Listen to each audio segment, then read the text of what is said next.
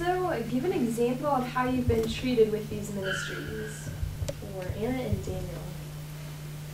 Okay, well, Anna said she felt like an equal, especially at Justice Theater Project.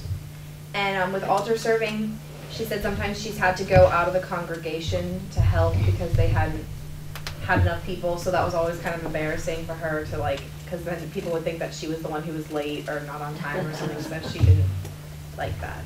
I think that I've had experience with is environment, and I think St. Francis is really good at that because they're really conscious about the sort of environment and the facilities that they use with the ministries that youth and adults alike participate in, because good welcoming environments always encourage good treatment and positive attitudes, which in all help ministries to grow and to improve.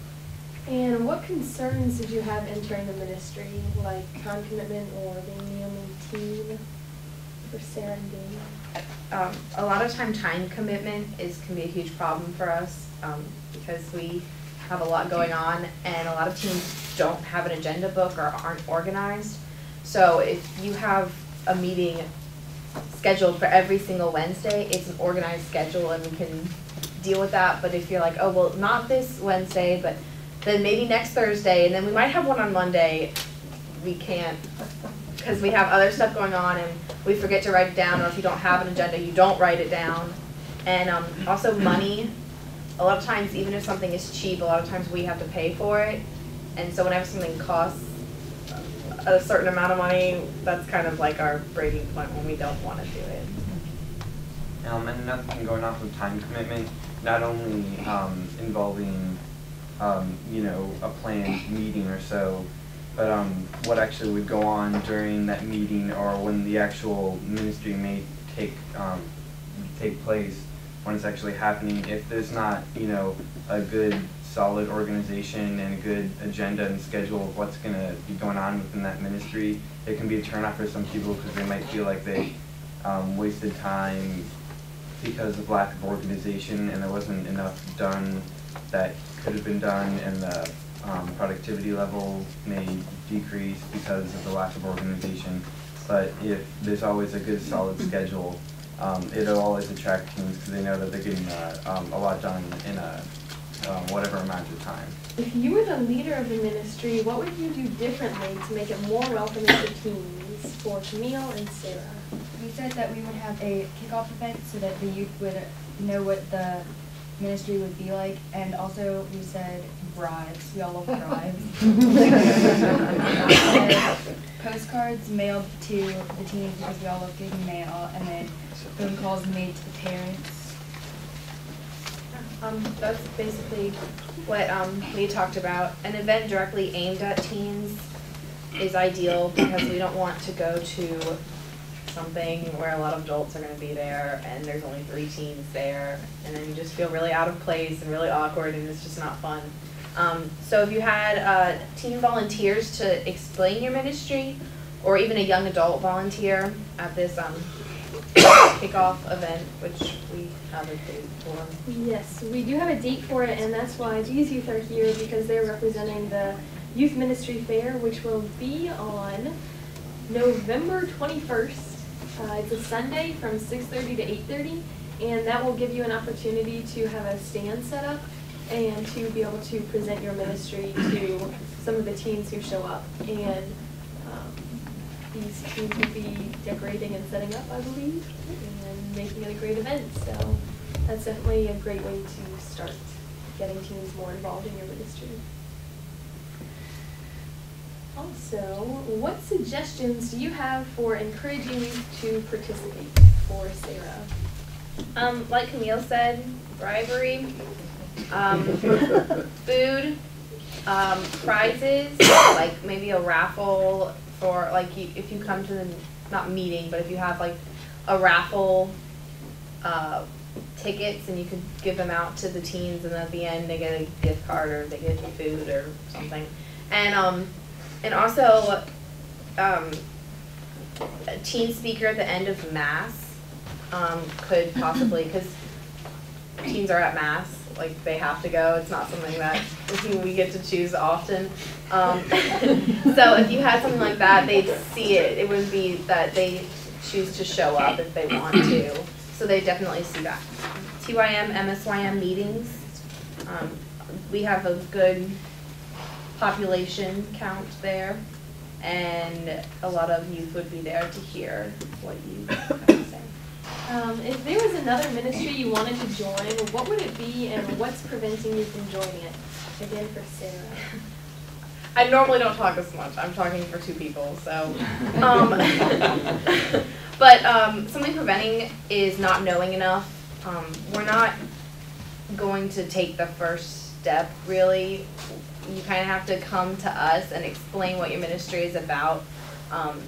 We don't like showing up for things that we have no clue what we're doing, or if there's not anybody we know there, it's going to be hard for us to just go and say, hey, what's up? Can I join your ministry? And publicizing.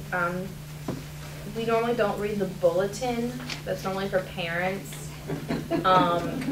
But if you do address something to parents and then say teens are welcome, it might get parent involvement with their teens too.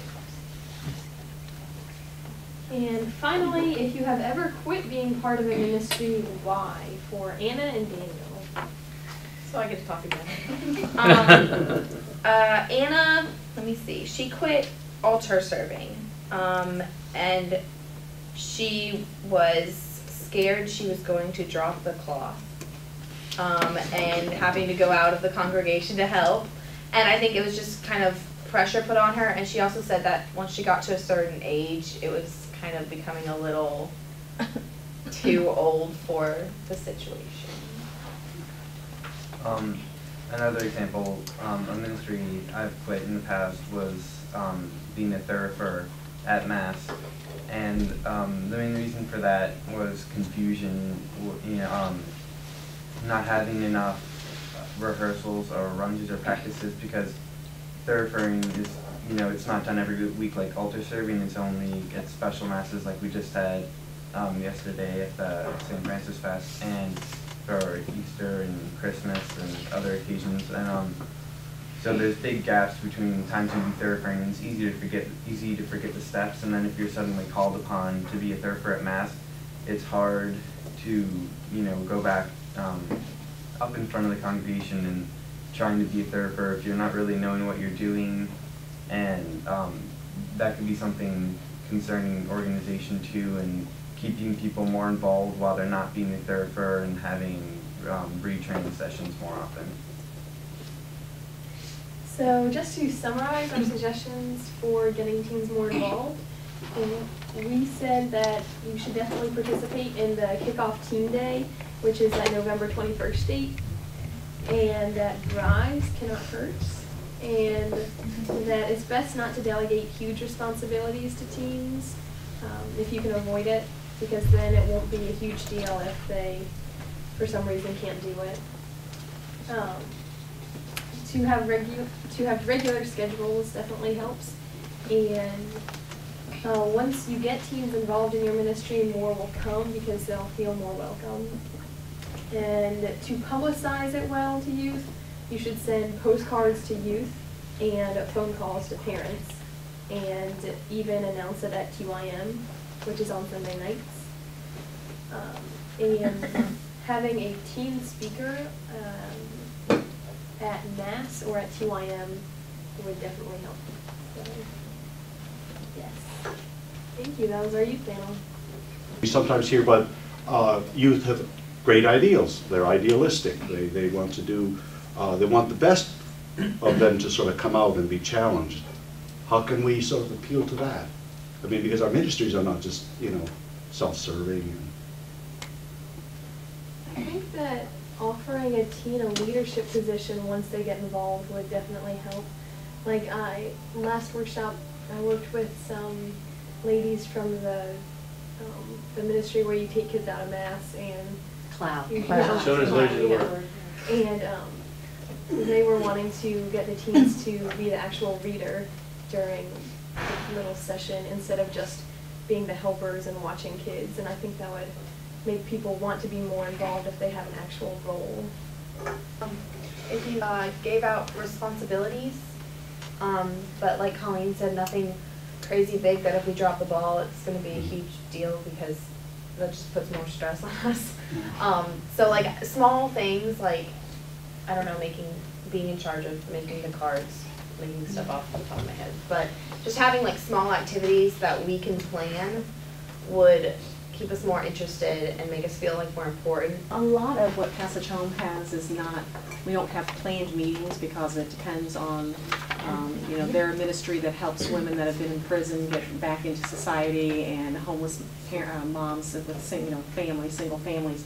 So they have a teaching like the third Thursday of every month where they need somebody to come and help babysit the kids while the moms are giving some. I mean, it's like you don't want to ask them too far in advance because they don't know what they're going to do tomorrow, much less, 2 weeks from now, but you can't wait too late either because, their calendar fills up so quick. So, what would you guys give us as a guideline to know? I think it depends on the team. 1 or 2 weeks. I think it depends on the team. Like, I know if you told me that we have this January 6th date, I could just go ahead and put it in my agenda, but sometimes people don't operate like that. So I think maybe a general guideline, like 2 weeks, could be good. 2 weeks. And how do you all feel about service projects, like ministry that's project-driven instead of every month driven? Right. Is that appealing? Meaning that, like, you have a project, like we're talking about a community garden, or I have an event that runs for 1 weekend. Is that attractive as well? It doesn't have to be an ongoing commitment then. Definitely, especially because people need service hours for like National Honor Key Society Club. or Key Club or whatever they're in. So if you did that, then we should have some kind of certificate or some way that we can, some paperwork to acknowledge that? A letter. Well, I mean, yeah. You can, Or you like can at just tell the Francis Fest, they team. did like the Right, those- volunteer certificates, So that would that be an enticement then to offer service hours? Or you could just sign something, it doesn't have to be something official. But if you do have something that's just 1 weekend, it Yeah. goes with the advance notice thing. Because I know for Sister Parish, we're doing a walk, and they told us like 2 months ago, and it's not for another 2 months. And it's in my agenda book, and I'm going to be able to make it because I'm organized. So if mine is in 2.5 weeks. Oh, which it no, is. but yeah, but. But I mean, have I waited too long? No. No, That's like okay, perfect. all right. And so if we do need more event-driven, again, if we have an event coming up and we need X number of youth to participate, or as many as you want, do you do the recruiting? In other words, do I have to go out and find 15 youth, or can I go to somebody and say, need 15 on this date, are you interested? Do you think everybody would be interested, and could we work that way? You can do that, or like maybe if you talk to Leo, you can give you a list of people. Or can we go to a TYM meeting and get up in front, like Yeah, for 5 I minutes would and have people say? sign up at TYM if Okay, Yeah. so that would be a way to go. At the end of TYM nights, we normally have announcements this year, it's Yeah. notifications, because it's Facebook related. But if you just showed up for the end of TYM, you could just hop up there, because we just have like, okay, we have this retreat coming up in November, we have this retreat in 2 weeks, and we have all the paperwork and stuff, and you could just have a sign-up sheet. When is the best time to engage youth? Weekends, school nights, never on a Friday, Holiday. Right. holidays? Definitely. What works best for you guys? School nights are really stressful. Yeah. Especially for upperclassmen or even like sophomores. We have a lot. I mean, freshman year was kind of easy, or I felt like it. So I feel like freshmen you can, or even middle school, they can address it on weeknights, but weekends in general work. And what time on the day during, you don't want to be called, asked to come in at 8 a.m. on Usually Saturday, after- right? I feel like Sundays are good. Yeah. Like Sunday afternoons. Okay. Because normally it's not like some crazy party. Sunday afternoon. So. And does TYM meet over the summers? Can we engage you in the summer? We're going year round this year. It's going year round.